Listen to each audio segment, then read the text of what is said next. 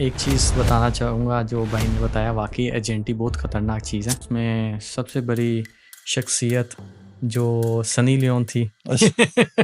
Dubai आपकी कदर करता है। अगर आपको कोई एजेंट 100% गारंटी दे रहा है कि आपका वीज़ा होगा, वो रॉन्ग नंबर है। अस्सलाम वालेकुम जी, this is me Umar Malik. आप देख रहे हैं यूएम रिकॉर्ड्स चाय बैठक विद उमर मलिक सीज़न 1।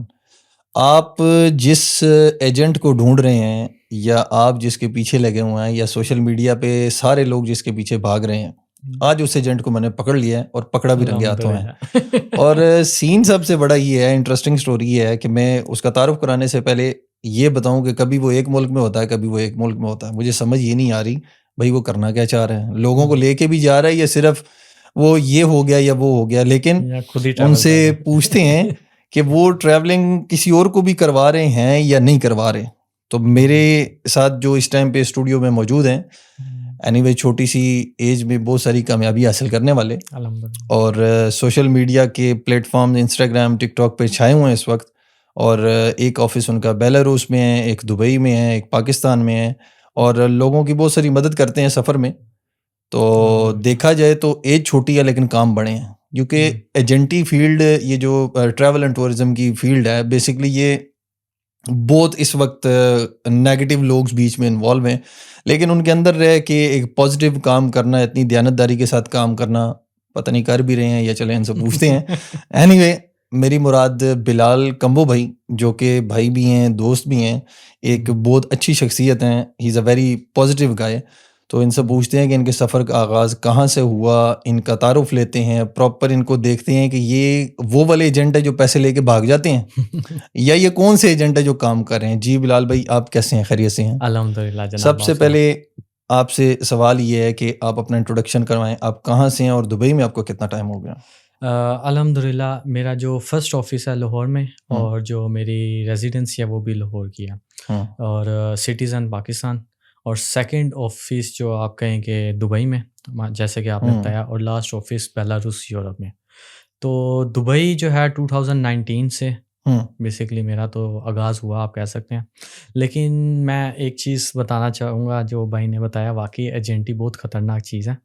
आप कहें कि मेरे नाना वो भी एज़ अ एजेंट के थ्रू इधर दुबई आए थे 1918s में, अच्छा, ठीक है, ऑलमोस्ट। हम्म, तो आप अंदाज़ा लगाएँ वो जब टाइम था, और उनकी जो स्टोरी सुनी, वो मेरे में फर्स्ट चेंज था अच्छा, कि लोग किस तरह लोगों का मिसयूज़ करते हैं, हम्म, उनसे पेमेंट ले लेते हैं और उनको हम्म, बेसहारा छोड़ देते हैं।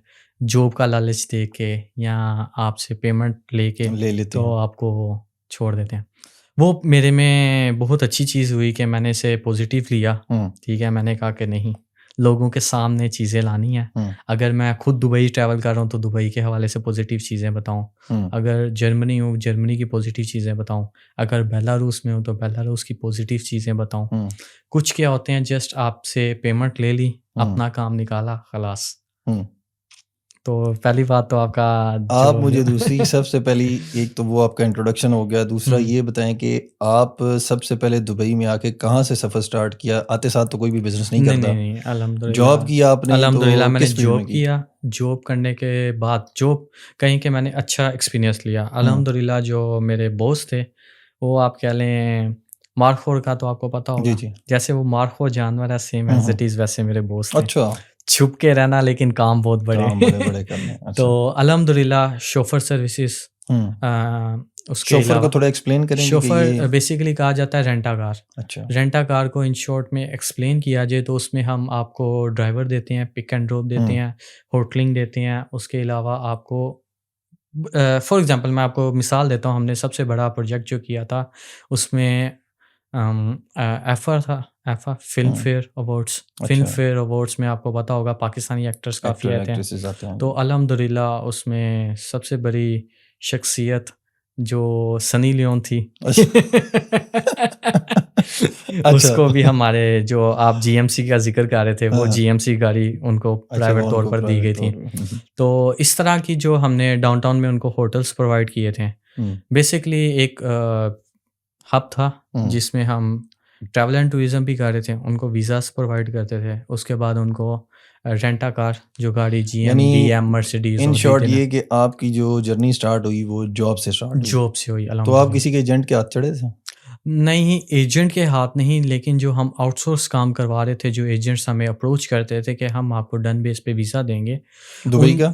No, no, for example just like Romania का वर्क हुँ, परमिट, बुल्गारिया का वर्क हुँ, परमिट, इस तरह के बहुत से एजेंट्स आए मेरे पास जो कि कहते थे कि हम आपको वर्क परमिट देंगे, आप कस्टमर्स को क्योंकि कस्टमर हुँ, ट्रस्ट करता था मेरे पे, हुँ, और वो आगे से आके कहते थे कि वर्क परमिट हम आपको देंगे, अच्छा। आप अपनी बेस पे पेमेंट्स लो। आपने दुबई में तो वीज़ा किससे लगवाया था? मैंने दुबई में वीज़ा फ़र्स्ट ऑफ़ ऑल अल्हम्दुलिल्लाह मेरे फ़ादर इधर थे, अच्छा, 1999 से वो इधर हैं, और 1993 से स्टिल अभी तक उनकी लाइसेंस जो है फर्स्ट रजिस्टर्ड है। लाइसेंस, जी, अच्छा, जो ऑफ़िस का लाइसेंस है फर्स्ट अभी तक रजिस्टर्ड है, वैलिड है। अच्छा, मतलब एक दफ़ा भी एक्सपायर नहीं हुआ अल्हम्दुलिल्लाह। ज़बरदस्त। उन्होंने मेरा वीज़ा प्रोसेस किया, हुँ, और अल्हम्दुलिल्लाह इस चीज़ का गर्व है कि मैं खुद अपने वीज़े के पैसे दे के आया। अच्छा, क्योंकि वो फर्स्ट सेल्फ मेड या? मैं सर अल्हम्दुलिल्लाह, अगर मैं फर्स्ट टाइम फादर पे डिपेंड करता तो अभी तक शायद मैं फादर पे डिपेंड कर रहा ऐसा था। ही है, ऐसा ही है। ऑफ़ कोर्स मेरी फर्स्ट जॉब में जिन्होंने मुझे सपोर्ट किया, जॉब आपको पता है मुश्किल कि होती है, बहुत हाँ। ज़्यादा मुश्किल होती है, आपने बहुत टफ़ टाइम देखना होता है। आप एक होम कंट्री से जब परदेस एक वर्ड यूज़ होता है, हुँ, परदेसी, ज़्यादातर जो वर्ड यूज़ करते हैं परदेसी, वाक़ई ही काटना, परदेस काटना बहुत मुश्किल है। एक बेड स्पेस में रहना, ठीक है? उसके बाद अगर आपके पास जॉब नहीं है तो बेड स्पेस की प्राइस अच्छा देना, बेड रहने स्पेस से का। याद आया वीज़ा लेने के बाद जब आप पहली दफ़ा दुबई आए थे, हुँ। कहाँ ठहरे थे? मैं फर्स्ट टाइम अपने कज़न की तरफ रुका था, हुँ, पाम जुमेराह में उसका घर है। तो मैं यानी इस आपका वजह से स्टार्ट ही पाम जुमैरा से हुआ है? मतलब आप कह सकते हैं बाय लक अल्लाह ताला की तरफ हुँ, से ही वो चीज़ मेरे सर्कल में आ रही थी शायद। यानी आते तो साथ आपने वो मुश्किलात नहीं देखी जो एक बेड स्पेस वाला बंदा देख नहीं, रहा होता आप ये कह सकते हैं जब जॉब स्टार्ट हुई, देन जॉब का जो मैं आपको बता रहा हूँ, फ़िल्म फेयर अवार्ड्स वग़ैरह और जो आईफ़ा अवार्ड्स हुए, उनके माशाल्लाह से उन्होंने अपनी क्रिकेट टीम बनाई हुई है। थी। हुँ, और इसमें आपको बताता चलूँ, जॉब में जो मैं टफ़ टाइम देखूँ, मैं मॉर्निंग में 6 AM जाता था हुँ, और 11 PM वापस आता था, ठीक है? ये अच्छा। जॉब मेरी टाइमिंग थी। और जब ये एग्ज़िबिशंस वग़ैरह हुँ, हुँ, या हुँ, हुँ, हुँ। स्पोर्ट्स की जो गेम्स चल रही थी, उसमें मुझे सिर्फ़ 3 से 4 घंटे नींद मिलती थी। अच्छा, और वो भी होटल के अंदर होती थी मस्जिद। हुँ, उसमें मैं 3 घंटे सोता था बस। यानी ऐसा नहीं है कि आप अ, आते साथ सोने का चम्मच ले लिया और शुरू एग्ज़ैक्टली हो गए, लेकिन ये चीज़, आपने भी स्ट्रगल टाइम देखा है। Dubai exactly. जब आए सबसे पहले सैलरी कितनी लगी थी? अल्हम्दुलिल्लाह फर्स्ट सैलरी मेरी 3000 दिरहम थी। यानी स्टार्ट ही आपने अच्छा लिया और आपको अल्हम्दुलिल्लाह। गुड लक आपकी ये हुई कि आपका स्टार्ट बहुत पॉजिटिव रहा। 3000 मतलब फ्रॉम द स्टार्टिंग इनफ। बहुत हैंडसम सैलरी हुँ, आप कह सकते हैं। ईज़िली बंदा काम कर आइडियल सकता है। होती है, व्हाइट हुँ, कॉलर जॉब थी अल्हम्दुलिल्लाह ऊपर हुँ, से। डिजिटल मार्केटिंग मेरा बेसिकली प्रोफ़ेशन रहा है। पाकिस्तान में मेरी अपनी एजेंसी भी थी, डिजिटल मार्केटिंग एजेंसी, हुँ। और पार्ट टाइम ट्रैवल एजेंसी भी थी। तो दुबई आने का तो ख़्याल कहाँ से आ गया जब आप दुबई पाकिस्तान आने साइड का थे? बेसिकली मैंने भी यूट्यूब भी स्टार्ट किया था। अच्छा। तो यूट्यूब का मैंने सोचा कि काफ़ी वीडियोस अपलोड की अपने हुँ, पाकिस्तान के हवाले से। आपको पता है हुँ, पाकिस्तान में हुँ, जो वैल्यू है वो दुबई में, मतलब आप फॉर एग्ज़ाम्पल पाकिस्तान में आप थोड़ी-सी मेहनत कर रहे हो, आपको उतना ही सिला मिलेगा। हुँ। दुबई में आप छोटी-सी मेहनत कर रहे हो, उसका 10 गुना 10 ज़्यादा गुना आपको ज़्यादा मिल रहा है। आउटपुट मिलता हुँ, है। ये आप दुबई आपकी कदर करता है, हुँ, दुबई आपको आउटपुट देता है, हुँ। दुबई आपकी स्किल्स की वैल्यू रखता है, वैल्यू रखता ठीक है। है? तो मैंने जो पाकिस्तान में कंटेंट था, पाकिस्तान में जो ट्रैवल एजेंसी थी, मार्केटिंग थी, वो बिल्कुल कहीं के ज़ीरो थी। हुँ, सेम मेरी एफ़र्ट, सेम मेरी जो स्ट्रगल है वो दुबई में हुई, तो उसका आउटपुट मुझे ज़्यादा मिला। ज़्यादा मिल गया। तो ये पाकिस्तानियों के लिए भी मेरा पैगाम है जो भाई बैठे हैं या पाकिस्तान में, अगर आप पाकिस्तान में हैं और कंफर्ट ज़ोन में हैं तो प्लीज़ अपना कंफर्ट ज़ोन छोड़ें और कंफर्ट ज़ोन से निकल के अपना दुबई, सऊदीया, ओमान, बहरीन कहीं पे भी ट्रैवल करें, ठीक है? अगर आपको पाकिस्तान नहीं दे रहा कुछ, तो इसका मतलब ये नहीं कि आप पाकिस्तान के लिए अपना फ्यूचर ब्रेक करें, फ्यूचर को दाँव पे लगाएँ। बेहतर है आप इन कंट्रीज़ में आके अपने स्किल्स को पॉलिश करें और फिर किसी अच्छी कंट्री में सेटल हों। और सबसे बड़ी बात, काफ़ी भाई आते हैं, वो हार मान के कुछ गलत करना स्टार्ट कर देते हुँ, हैं। तो लीगल रहें, लीगल प्रोसेस में रहें, लीगल काम करें। अल्हम्दुलिल्लाह ये कंट्रीज़ आपको आपकी मेहनत का सिला देती हैं। अच्छा। इसके बाद इस फ़ील्ड को आपने चेंज किया, आप शॉफ़र सर्विस बता रहे हैं उसमें थे। तो बेसिकली अपना बिज़नेस स्टार्ट आपने कब सोचा कि अपना बिज़नेस करना है? आप तो जब जॉब पे थे? अल्हम्दुलिल्लाह जॉब में था और माशाल्लाह से उन्होंने मुझे बहुत अच्छा स्कोप मतलब स्टार्टिंग में ही सपोर्ट अच्छा किया। फर्स्ट डे जब मेरा था जॉब पे, उन्होंने मुझे बहुत अच्छे से मतलब गाइड किया अल्हम्दुलिल्लाह हर चीज़ में। और दूसरी चीज़ उन्होंने यही बात की कि हम चाहते हैं कि तुम खुद हमसे बड़ा बिज़नेस करो, अच्छा, हमारे से अच्छा काम वेरी करो, नाइस, हमारे से अच्छी वेरी नाइस। लाइफ़स्टाइल में रहो। तो अल्हम्दुलिल्लाह अल्लाह का शुक्र अदा करता हूँ और अल्लाह ताला उनको इतना दे कि आमीन, आमीन, मतलब आमीन। ज़्यादा हो। और वो पॉज़िटिविटी मैंने अल्हम्दुलिल्लाह अपने अंदर भी लाया और स्टाफ़ में मेरा जो स्टाफ़ था अल्हम्दुलिल्लाह उसमें भी मैंने ये चीज़ें की। दुबई में कितना और स्टाफ है आपका? अल्हम्दुलिल्लाह मेरा दुबई में 10 अच्छा, 10 लोग काम कर रहे हैं। माशाल्लाह, वो जिसमें बंदा 2 जो फीमेल 3000 पे जॉब करने वाला एक मुलाजिम है, अल्हम्दुलिल्लाह आज उसके अंडर 10 लोग 10 काम कर रहे 2 हैं। फीमेल्स और 8 मेल्स अच्छा, माशाल्लाह। अल्हम्दुलिल्लाह। इस फील्ड में आपको टोटल साल कितने हो गए? ऑलमोस्ट कह लें 2019 में से आप स्टार्ट लगा दें। यानी अभी 4 और 1 5 साल कह लें? ऑलमोस्ट 5वां साल अभी पूरे होने लगा। तो स्टार्ट होने 5 लगा। साल में आपने नुकसान कितना किया अभी तक? नुकसान अगर पर मंथ मैं गिनना चाहूँ अच्छा, तो पर मंथ। पर मंथ की तरफ अच्छा। चलूँ तो मेरा लास्ट अभी ये अक्टूबर, ठीक है? लास्ट अक्टूबर, ये आज 25 है, तो अक्टूबर का मेरा $3000 का नुकसान हो चुका है। किस वजह से? कस्टमर आया, ठीक है? और माशाल्लाह से ये स्कैम बहुत आम है। पाकिस्तान में भी ज़्यादातर ये चल रहा है और सोशल मीडिया पे भी बहुत आम चल रहा है। हुँ, कस्टमर आया, आपको ये इसलिए बता रहा हूँ कि आप लोग भी इससे अवॉइड करें। अवॉइड करें, या अवॉइड नहीं कह सकते, अवेयर होना चाहिए। हुँ, अवेयरनेस हुँ, एक किस्म की अवेयरनेस जो है। कहते हैं।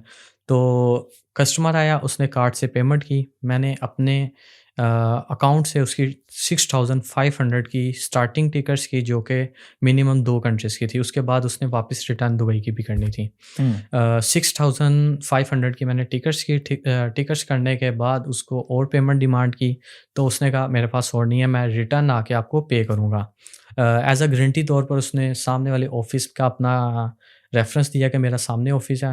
मैंने $3000 की टिकट्स कर दी और उसने कार्ड पेमेंट करने के बाद क्रेडिट कार्ड था बेसिकली, उसने पेमेंट रिफ़ंड ले लिया। रिफंड कर दिए। ओह और हो! वो जो लॉस था वो मेरा अभी ये लास्ट मंथ का। लास्ट बाकी मंथ का तो था। अभी कहें कि ज़्यादातर लोगों को, और सबसे बड़ी बात आप जो पूछ रहे हैं हुँ, लॉस, हुँ। उससे लास्ट मंथ का लॉस अगर मैं बताऊँ, ये पर मंथ आपको बता रहा हूँ, पीछे आप कैलकुलेट करते अच्छा, मैं जाइएगा। वही कह रहा हूँ, 1 मंथ सितंबर का की ये है तो। हाँ, सितंबर में क्या हुआ कि एक भाई आए जो कि कह रहे थे कि मेरे साथ ऑलरेडी दुबई में स्कैम हो चुका है, मैं दुबई से जाना चाहता हूँ। हुँ, उसको मैंने रशिया का वीज़ा प्रोसेस स्टैम्प करके दिया। प्रोसेस कर दिया हुँ, और स्टैम्प हो गया। अच्छा। जब एम्बेसी से मुझे पासपोर्ट रिसीव हुआ और आज ये ऑलमोस्ट 2 मंथ हो गए हैं, अभी तक वो ऑफ़िस नहीं आया और वीज़ा एक्सपायर होने को है और वो पेमेंट भी मेरी गई।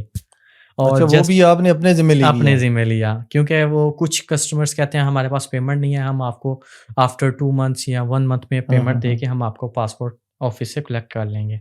ऑफ़िस की लोकेशन देके हम मेरा नंबर देते हैं एम्बेसी में, जब पासपोर्ट रिसीव होता है तो गायब। तो आउट पास आपको पता है कि हाँ, 20 दिरहम में हाँ, बन जाता है, बन या जाता 20 है। रियाल में आप आउट पास बनवा के तो होम कंट्री जा सकते हैं। मतलब छोटी-सी एज में नुकसान बड़े किए हों बहुत आपने, ज़्यादा, हैं? बहुत, ये अभी करंट में आपको 2 मंथ की कंडीशन बता रहा हूँ। यानी ये दिरहमों में कितने बन जाते हैं? कितने दिरहम्स बनते हैं? ऑलमोस्ट जो रशिया का है वो 6500 है और टिकट्स जो थी 9000 अराउंड, यानी 15-1 हज़ार दिरहम का आपका नुकसान ऑलमोस्ट ये 2 है। मंथ्स अगर ये में। पाकिस्तानी पैसों में लगाया जाए तो आई डोंट नो। 12-13 लाख रुपया बन जाता है तकरीबन। Almost, almost. 1 और महीने का नुकसान है, मतलब हैवी अर्निंग कर रहे हैं आप, हैं? बहुत ज़्यादा। और लेकिन देखें, अल्लाह ताला अमाल का, एक हदीस का मफ़हूम है, अमाल का दारोमदार नियतों नियत पर है। पर है। तो अल्हम्दुलिल्लाह मेरी नीयत ठीक है, तो अल्हम्दुलिल्लाह कस्टमर भी ट्रस्ट करता है। कस्टमर का मैं ट्रस्ट कभी नहीं तोड़ने देता, ना हुँ, हुँ, टूटेगा इंशाल्लाह।